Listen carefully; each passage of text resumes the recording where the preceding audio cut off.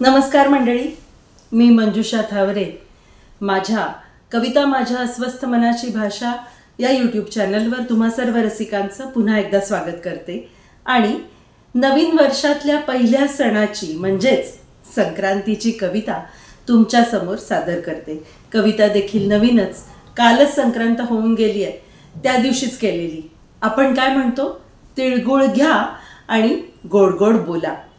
या संदर्भात या वर्षी माझ्या मनात जे आलं ते तुम्हा सर्वांसमोर सादर करायचा प्रयत्न करते।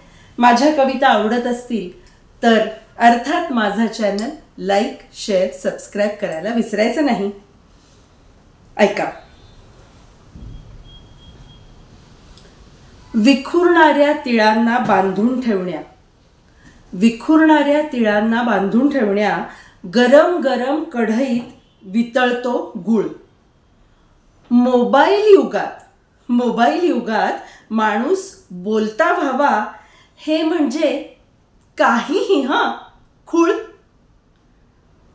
सगळेच आभासी दुनियेत रममाण, सगळेच आभासी दुनियेत रममाण झालेत अगदी व्यस्त, वास्तव मात्र एकाकी विखुरलेले, वास्तव मात्र एकाकी विखुरलेले, माणुसकी नाही स्वस्त।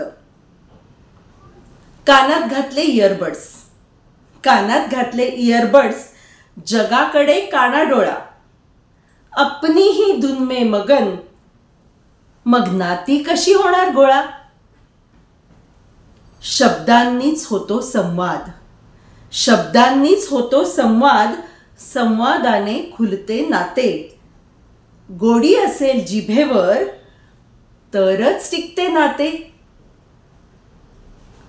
जग रहाटीच्या तापलेल्या कढईत, जग रहाटीच्या तापलेल्या कढईत बांधायला विखुरल्या शब्दांचे तीळ। परत एकदा ऐका। जग रहाटीच्या तापलेल्या कढईत बांधायला विखुरल्या शब्दांचे तीळ, आपुलकीची वेलची, गोड वाणीचा गूळ, मग कशी पडेल नात्याला खीळ, मग कशी पडेल नात्याला खीळ।